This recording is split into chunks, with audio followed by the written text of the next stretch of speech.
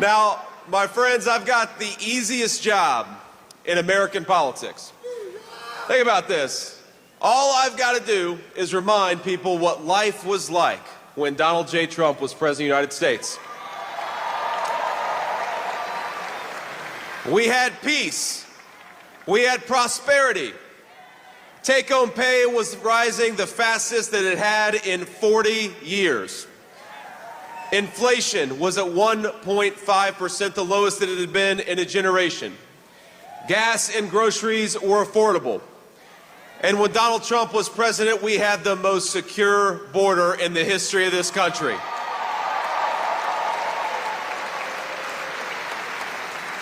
That's the Donald Trump record, and that's a record that's going to win in just 9 short days.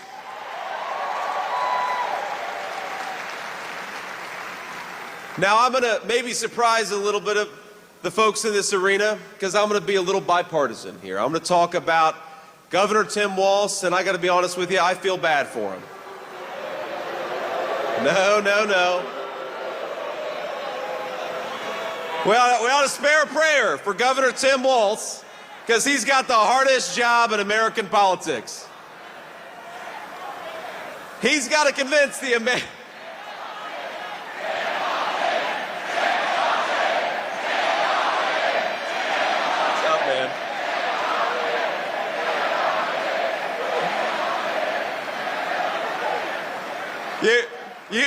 You all can say that. I probably shouldn't say that.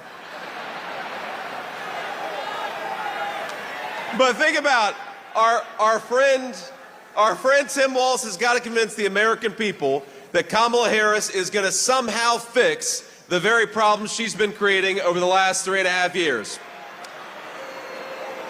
He's got to pretend that Kamala Harris didn't open up the southern border and let millions of illegal aliens in, even though we know she did.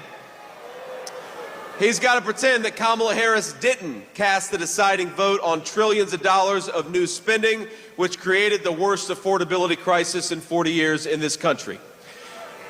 And he's got to pretend that Kamala Harris actually has ideas in her head for how to govern the United States of America. Now, if you are the praying type, and I imagine a lot of us are, please say a prayer for Tim Walz, because they're asking him to do the impossible. Kamala Harris acts like she's the candidate of change when she's been in office for 4 years. She says she can fix everything, but Kamala, day one was 1,400 days ago. What the hell have you been doing that whole time?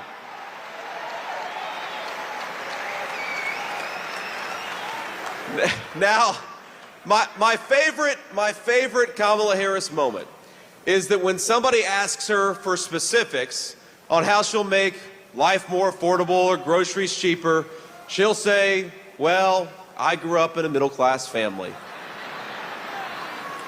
You say, Kamala Harris, how are you going to close down the southern border? Because for 4 years you've left it wide open. And she'll say, well, I made the hash browns when I worked at McDonald's, and I was pretty good at it. And anybody with a lick of common sense is saying, Kamala Harris, you didn't answer the question. You didn't actually tell the American people how you're going to fix what you broke. And I got to be honest with you, even on that McDonald's answer, I'm not sure that she ever worked at McDonald's.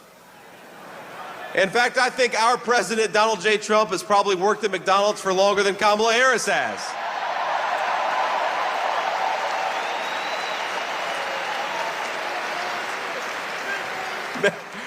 Now, I will say, I'm going to say one thing in Kamala Harris's defense. She does one thing very well. Look at this.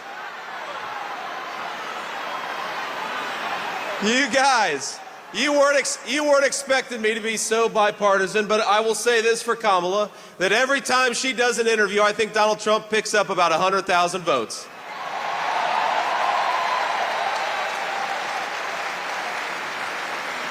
Now, we're, of course, in one of the proud baseball cities in the United States of America. So you know the problem with a softball interview is that you've got to be able to hit a softball still, and that's That's the problem with Kamala Harris, is I don't think that she could hit a T-ball based on what we've seen over the last couple of weeks.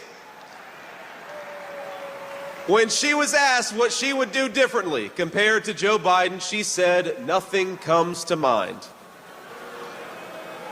She's running on how she's going to be different, but she couldn't name a single thing that she would do differently than Joe Biden. Now, I will say that could be the Kamala Harris official campaign slogan. Kamala Harris, nothing comes to mind.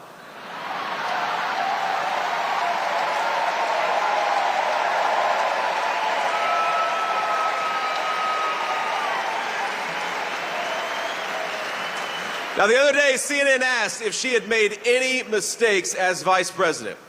Now, here's what she actually said, and I am quoting word for word. She said, "In my role as vice president, I've probably worked very hard at making sure that I am well versed on issues, and I think that is very important."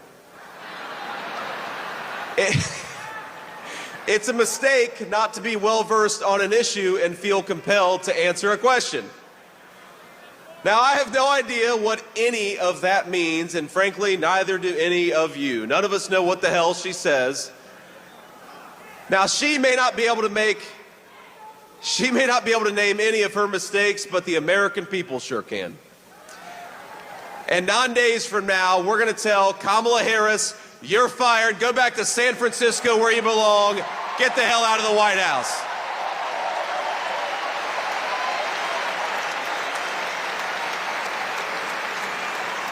Now, together, Donald J. Trump and all of us as part of this movement are going to unleash a golden age of American prosperity. We're going to make life affordable again in the United States of America. We're going to put the American dream of homeownership within reach for millions of American young people. We're going to secure our border, and we're going to keep our families safe. We're going to protect your right to free speech and religious liberty. And we're going to do it all thanks to the leadership of one man. Now, we have to remember, that one man, Donald J. Trump, 8 years ago, go back 8 years, he had everything. He had fame, he had fortune, he had family, he had friends. But he gave up the easy life to save the United States of America.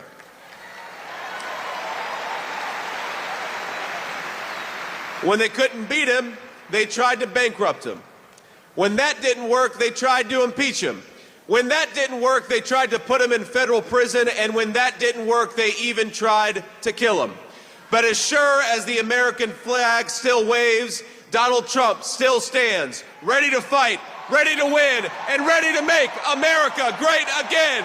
God bless you all. Thank you so much. Let's do it.